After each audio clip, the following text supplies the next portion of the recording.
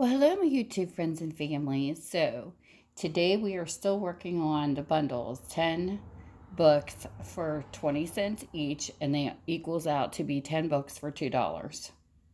So, this is lot 41, and today we're working in Love Swept books. So, the first book is called OTooles Hostage by Sandra Brown. This is a 1988 copyright and is a Love Swept 263. This is what the book looks like. And this is the synopsis of what it's about. Randy Price fought like a wildcat when the desperate masked man abducted her, fiercely sweeping her onto his horse and racing away. What did he want with her and her young son, and why was their terror mixed with disturbing passion for this modern-day outlaw? When her capture revealed him as Hawk O'Toole, chief of a tribe of Indians betrayed by unscrupulous businessmen, she understood she was a pawn in his struggle for justice. Vowing to escape yet unwilling to abandon her child, Randy argued with Hawk to release them, but only succeeded in feeding the flames of his fury against all she represented, and heating his blood with savage desire for the white woman who was a sworn enemy. He demanded her surrender with his lips in his hands while his powerful body braided hers with wanton passion. But he hadn't satisfied her hunger, only fueled it. Could she make her proud renegade see that once he'd captured her, he would never let her go? So there's book number 1. Book number 2 is called Louisiana Levin. This is by Charlotte Hughes. It's a 1990 copyright, and it is Love Swept number 445. And this is what it looks like. And this is what it's about. The rugged, reckless sheriff, when Gator Laundry came to warn her grandmother that hurricane was coming to Lizard Bayou, Michelle Thurston felt breathless, shaken by memories of the wild Cajun boy who tempted a young girl to sneak out to meet him, who'd awaken her to frantic need with sizzling kisses that burned deep into the sultry summer night. Gator was more dangerous to her than anything the storm might do.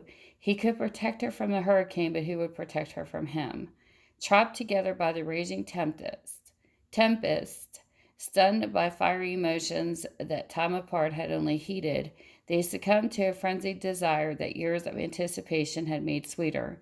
No one ever made her feel safe until Gator wrapped her in his strength and taught her to lose control. No one had made him feel worthy of love until Michelle confessed her pain and her passion only to him. Could the man who'd never felt he belonged anywhere find a home in her loving arms? There's book number 2. Book number 3. We have Worthy Opponents by Marianne. This is a 1985 copyright, and it is Love Swept 101. 101. And this is what it looks like. It's got some writing in it. It's a little age pages. And this is what it's about. Luke Hudson was a fantasy mountain man, all tanned, muscled, and brazen desire, and Kyla Trent had never felt more cherished and excited than in his arms. During her week in the Sierras, Luke showed her the beauty of the wild, teaching his city girl at special lessons, needing to prove herself equal to any dare. Kyla struggled to scale his mountains, filling her spirit and opening herself to love. Then, in an appalling twist of fate, her gentle lover was replaced by a fierce adversary. Could her mountain man rescue her? So there's book number 3. Book number 4. This one is The Lady is a Scamp. It is by Gail Douglas. It is a 1992 copyright and Love Swept number 574. It's got a little mark on the front, a little bit of writing, and the rest of the book looks good. And this is what it's about. Dan, a dangerously attractive maverick who burned hotter than a California sunset. He was about to tell Tori Chase she was hired when the woman made her getaway. Dan Stewart thought she was a perfect for planning his new product launch, but the delightful enchantress was so nervous about his decision she jumped the gun. Maybe it was his handshake that set her on fire, or the intense blue eyes that saw inside her soul. but Tori wondered if she could actually work for the man. His body made her beg for mercy. She tried to keep her distance, but when she fell off a ladder into his arms, Tori knew there was no escape. Dan adored his mischievous lady, tempting her with searing embraces, and she was charmed by the enigmatic man who made her feel so cherished. They both tried running away to keep their hearts safe. Could a puppet and a clown show them that risking everything for love was the only way to fly? So there's book number 4. Book number 5. This is A Magnificent Affair by Fayrene Preston. It is a 1992 copyright, and it is Love Swept to 528. It's got some writing there. That's what the book looks like. The shape and condition, and this is what it's about. Max, he was the best kind of kisser, a man who took his time and took her breath away. He was a man who chose not to be tied down to any one place or woman, but when Ashley Whitfield crashed her car into the garden of his seaside inn, Max Hayden sensed that the sweet temptation came with invisible strings a man could never escape. First, she spilled her lingerie all over the lobby, then invaded his office, his privacy, and finally his bedroom. Too hot to handle. She'd made a habit of drifting through her life, but when Ashley finally realized she was engaged to a man she didn't love, she ran straight into trouble of the most sizzling kind. Max's touch set her on fire and inflamed the hunger she feared she'd never know. But keeping him meant settling down, taking root at long last. Once Max admitted he wanted her more than he needed his freedom, would she stay? So that is number 5. Then we have number 6. This is Relentless by Patty Bucheister. It is a 1990 copyright, and it is Love Swept 415. The little mark right there is what the book looks like. This is what it's about. The irresistible journalist. Women had always come easy to Nick Lyon because he seemed not to need them. But years ago, he'd hurt Dion hard, and now he needed her help. Heiress to a great business empire, she'd vanished from his life at the age of 15, but he remembered the blushing teenager with stormy eyes and a crush on an older boy who hardly knew she was alive. When he entered her office, he was intrigued by the elegant woman who pretended not to know him, then agreed to consider giving a gym to a Special Olympics kid he championed. Dion saw the kindled fire in Nick's gaze and answered it with longing. But how could she share her desperate secrets with a man she'd never trusted? A writer who couldn't do his job and respect her privacy. Nick tempted her, awakened her with desire, but he wasn't good at taking no for an answer. Only knocking down the walls she kept raising between them could he help her make peace with her ghost by cherishing her always.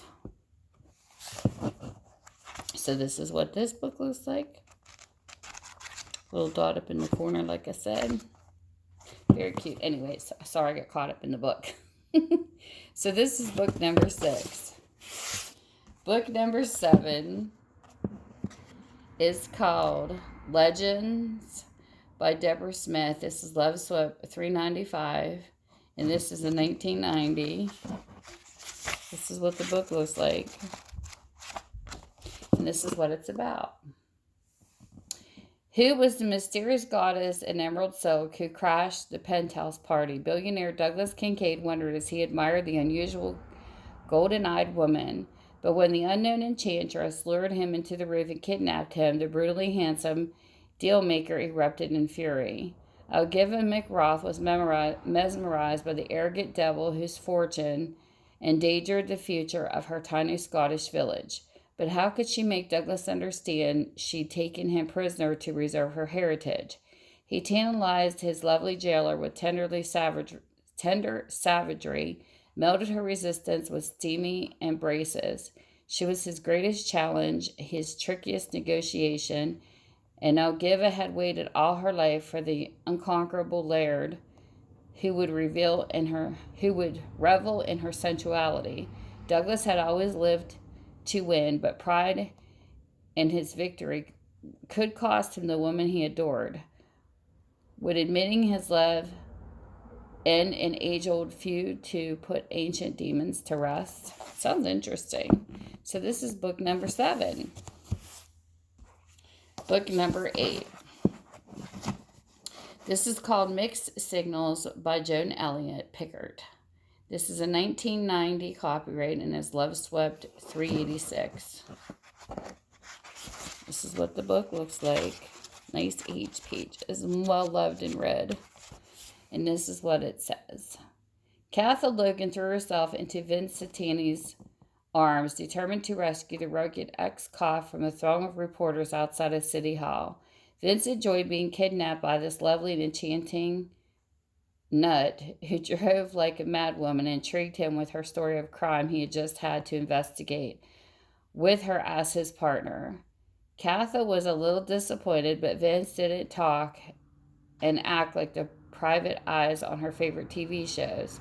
He was deliciously, dangerously in her life for real, kissing the living daylights out of her and tempting her with the potent hunger of his fierce embrace. Vince felt an astonishing tenderness for the lady who'd stolen his unsuspecting heart, but he believed that a man who risked his life for a living had no business falling in love.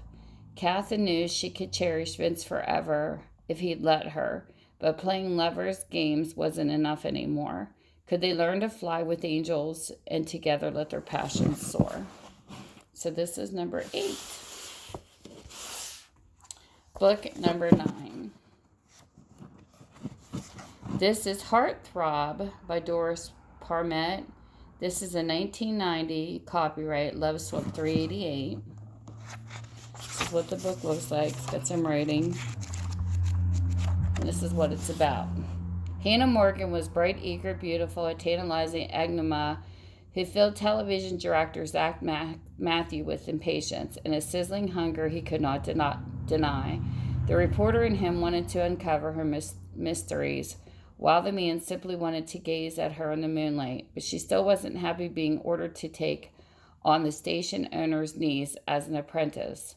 Hannah needed the job in order to raise her infant daughter, and she was prepared to work as hard as she needed to satisfy the workaholic heartbreaker until her impossibly viral boss crumbled her defenses with tenderness and ignited a hunger she'd never expected to feel again. Zach wooed her with steamy kisses and robbed her of caution, but could he trust her to share his unspoken dreams? Hannah understood Zach's ambition meant that he might leave her someday, but she longed to banish his doubts so her love could last. Was she willing to fight to keep the man in whose heart she'd been reborn? So there you go with number 9. And then here is number 10. Midnight Kiss by Marcia Evanick. This is a 1991 Love Swept 513. That's what the book looks like. And this is what it's about. Not pretty boy handsome, but all male.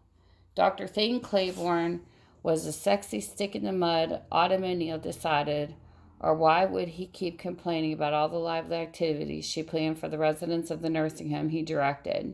It was true that she brought endless chaos to his well-organized facility, but she believed that making her grandfather and the other seniors happy was more important than keeping the peace. Thane fought his attraction to this mischievous angel, but she was irresistible, a warm and wise Pollyanna who tempted to let him go, to break the rules and run a little wild. Autumn adored making her gentlemanly suitor lose control, but she feared the man who'd sacrificed a dream for another's happiness could never care for a woman who'd run scared when it counted most. Could Thane's compassion soothe the secret pain that haunted her nights, and would Autumn have the courage to heal her hero's scars? And that is book number 10. And if you are interested in this is lot 41. You can contact me through my email, which is tammysmakeuptreats@gmail.com, or you can join my Facebook page, Minda's Bookstore and More, at facebook.com. So with that, I thank you for spending your time with me, and you guys have a great evening. Bye. Mwah.